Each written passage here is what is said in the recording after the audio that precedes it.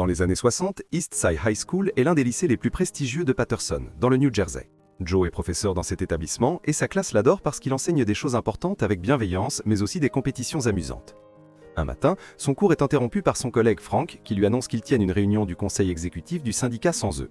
Furieux, Joe fait irruption dans la réunion et hurle sur tout le monde pour ne pas avoir soutenu ses idées de réforme et avoir toujours abandonné dès que le gouvernement local leur demande de se taire. Fatigué du comportement de Joe, le conseil accepte de le transférer dans un autre établissement.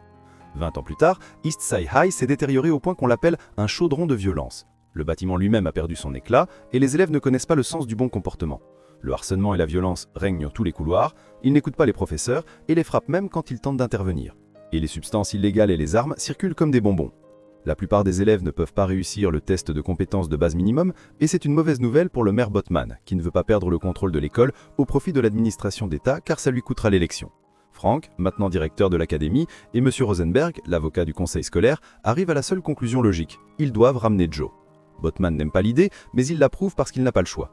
Frank et Rosenberg vont voir Joe, lui offrant le poste de principal à Eastside, mais Joe refuse, expliquant qu'il sait que le maire veut seulement se sauver lui-même et pas les enfants. Cependant, Frank le fait changer d'avis en lui faisant remarquer que Joe n'a fait aucune différence jusqu'à présent avec toute sa routine de Joe le fou, et qu'il ne devrait pas emporter ça dans sa tombe. Le lendemain, Joe se présente à Eastside en tant que nouveau principal. Il organise une réunion avec les autres professeurs et met immédiatement son autorité en place, disant qu'il est le seul qui parle dans ces réunions. Après avoir demandé une liste avec les noms de chaque élève impliqué dans des activités criminelles, il ordonne au concierge de nettoyer les murs et de faire en sorte que tous les élèves en retenue l'aident. Monsieur Darnell, le professeur d'anglais, est rétrogradé au poste d'assistant de l'entraîneur de football. Il y aura des gardes dans les couloirs pour les aider à stopper la violence et tous les professeurs doivent se concentrer sur la préparation des élèves pour leur prochain test standardisé parce que l'école a besoin de 75% de réussite et la dernière fois, ils ont fait moins de 40. Ensuite, Joe convoque une assemblée générale où tous les fauteurs de troubles de la liste sont mis sur scène. Quand Joe arrive, il tombe sur Kenisha, qui est heureuse de le voir parce qu'il était son principal d'école primaire. Joe monte sur scène et demande le silence, mais personne ne fait attention à lui et les fauteurs de troubles rient quand il leur demande de chanter l'hymne de l'école. Les voyant comme incorrigibles, Joe décide d'expulser tous les fauteurs de troubles, promettant au reste des élèves que personne ne les dérangera plus. La sécurité fait descendre tous les élèves de la scène et ça suffit à calmer tout le monde, surtout quand Joe leur dit qu'il pourrait être le suivant s'il ne travaille pas dur. Dans l'après-midi, Joe a une réunion avec tous les parents. Léona, la mère d'un des enfants expulsés, est furieuse de ce qui s'est passé et de nombreux parents la soutiennent. Mais Joe ne cède pas et prononce un discours sur quelques pommes pourries qui gâchent tout le panier. Il explique qu'il a expulsé 300 enfants pour sauver 2700 et qu'il a promis à Dieu qu'il sauverait cette école. Ce discours lui vaut le soutien de presque tous les parents, mais Léona reste en colère. Le lendemain, Joe arrive à l'école et trouve un élève qui l'attend. Sams a été expulsé et essaye maintenant de dire à Joe qu'il a fait une erreur parce qu'il n'a rien fait. Mais Joe sait qu'il ment. Il l'emmène sur le toit avec lui. Il traite Sams de lâche pour ne pas avoir dit à ses parents qu'il avait été expulsé et il lui dit que consommer ces substances illégales va le tuer. Alors, s'il veut mourir si fort, il devrait sauter. Sam se refuse évidemment et promet qu'il fera mieux et Joe accepte de lui donner une seconde chance, mais s'il se trompe encore une fois, il sera dehors pour de bon. Pendant le déjeuner, Joe va de table en table pour écouter ce que les élèves ont à dire et donner quelques conseils.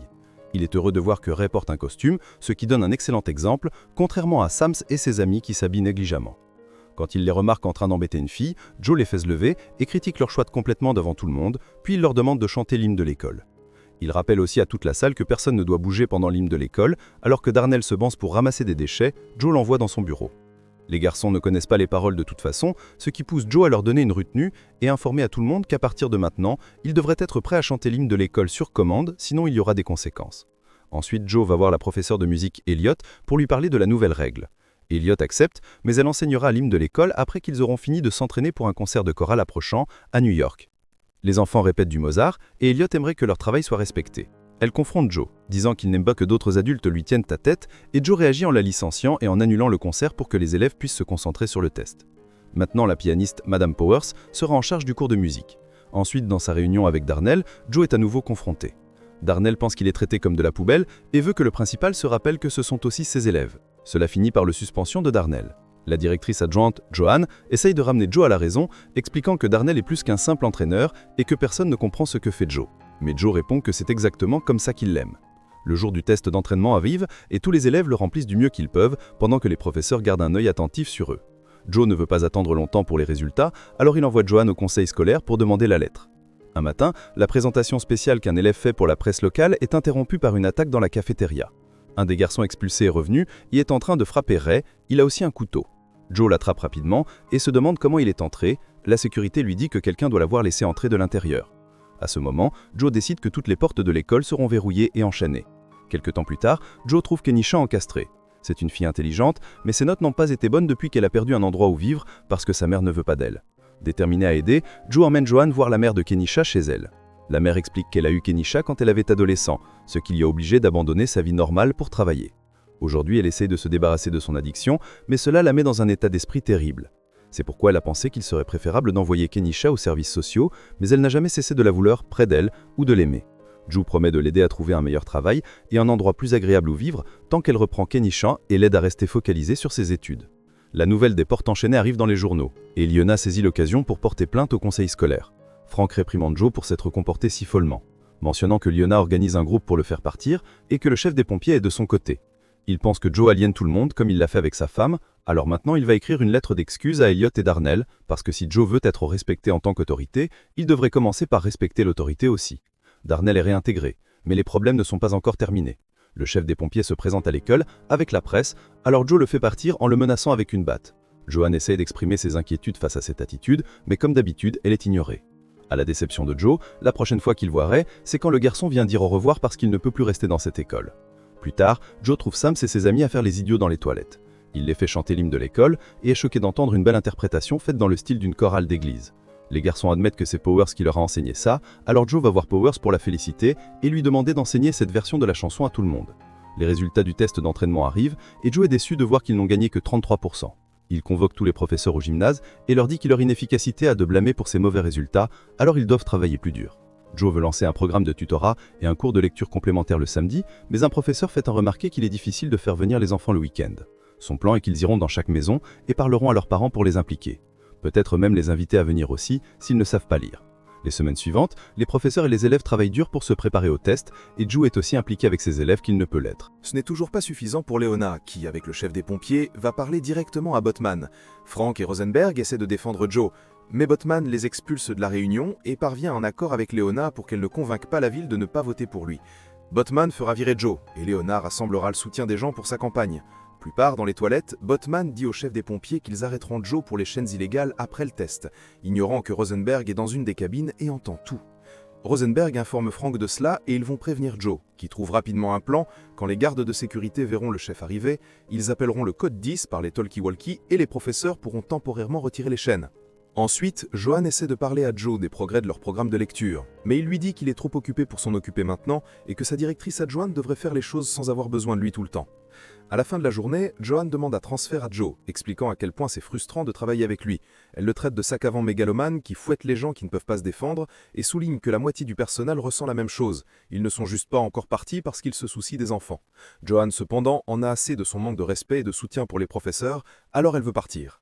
Le lendemain, avant l'assemblée, Joe donne à Joanne ses papiers de transfert. Puis il fait un discours aux enfants sur la mauvaise réputation que l'école a en ville, les inspirant à prouver qu'ils ne sont pas des sauvages.